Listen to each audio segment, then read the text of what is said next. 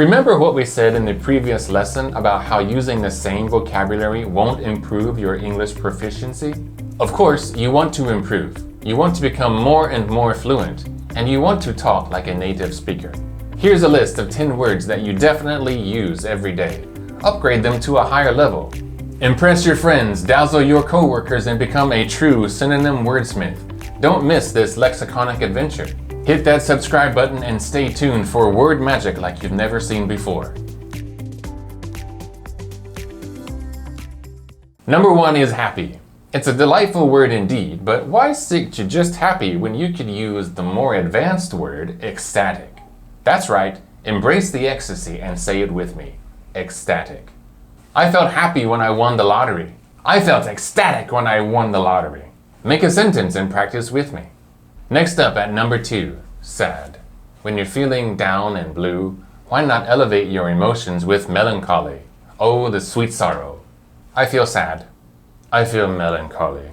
I'm in a melancholy mood. Melancholy may be used as a noun or an adjective. Alternatively, some people may say melancholic.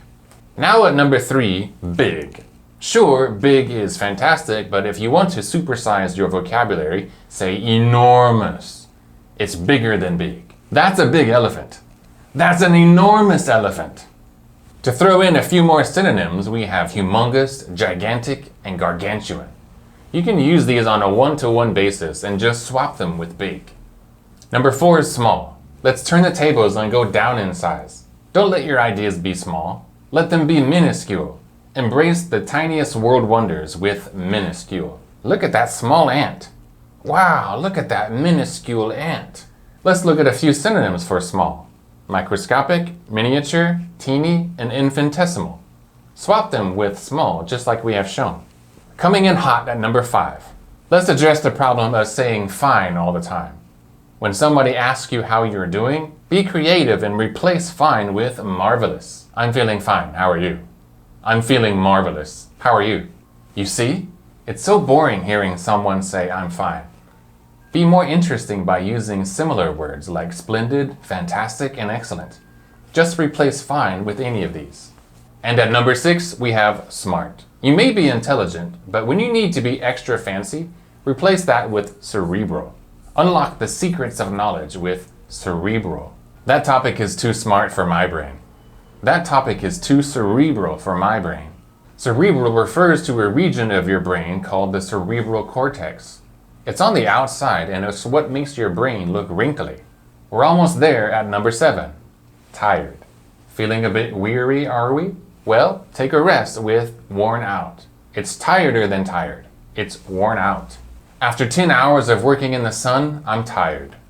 After 10 hours of working in the sun, I'm worn out. Number 8 is pretty. Beauty lies in the eye of the beholder, they say.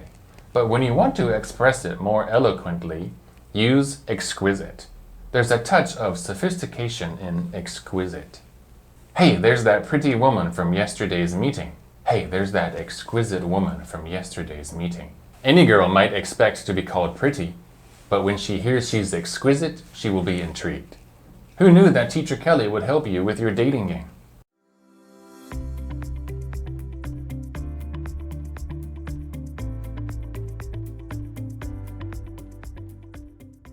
Almost done at number 9, angry. Let's swap boring old angry with fiery furious. That's right, furious is the new angry. I'm so angry with my children. I'm so furious with my children.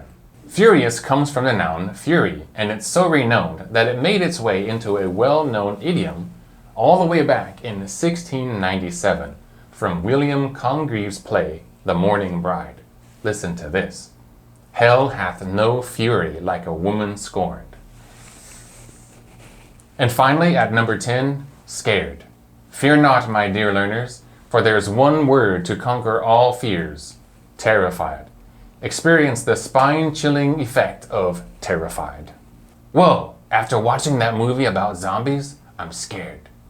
Whoa, after watching that movie about zombies, I'm terrified. Well, here we are with the bonus. The word rare is used quite often, but if you really want to flex your English brain, use few and far between. It's used to say that there are few instances, and those instances are spread out over time or distance. This one's a little bit tricky because you can't just replace rare with it in a sentence. Whatever the subject is, though, it should be plural. Check it out. It's rare to see a painter at a public park. The chances to see a painter at a public park are few and far between. Good teachers are rare. Good teachers are few and far between. Excellent and brilliant work, everyone. I'm ecstatic that you made it through the video. Keep achieving your goals and stick to your English routine every day. What did we learn? We outlined several ways to replace boring words with more interesting ones. By doing so, we pump some excitement into your English vocabulary. Don't forget to use these words in your communications. If you don't, you'll just forget them. If my videos are helpful, then I want to be more helpful. Subscribe for a free English lesson each week. See you next time.